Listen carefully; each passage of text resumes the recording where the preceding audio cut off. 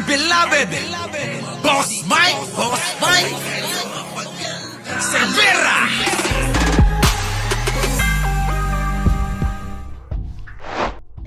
Inalmahan ni Palace Press Officer at Presidential Communications Office Attorney Claire Castro ang libel case na isinampas sa kanya ni Batangas 1st District Representative Leandro Leviste.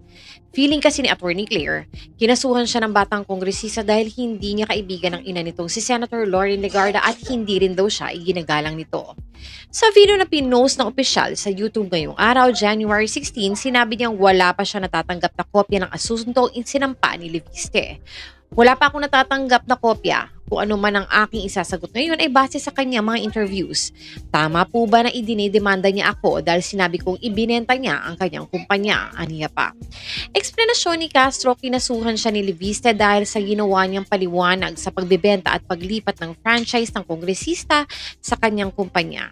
Unang-una po na interview din po siya. Sinabi mismo na ang source naman ng di umano pagbebenta at pag-transfer ng kumpanya na may franchise ay si Ombudsman Jesus Crispin Remulla, aniya pa.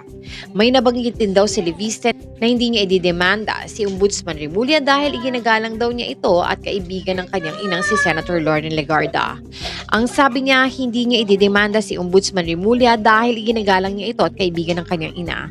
So ako na nag-content na pag-usapan, ipinaliwanag ko sa aking mga viewers kung ano yung nangyari tungkol dito, ako ang sasampahan ng libel case.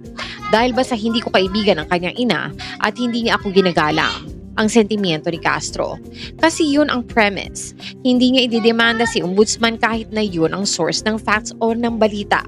Ako ang kanyang idinedemanda dahil hindi niya ako ginagalang at hindi ako kaibigan ng kanyang ina. Lahat pa ni Castro.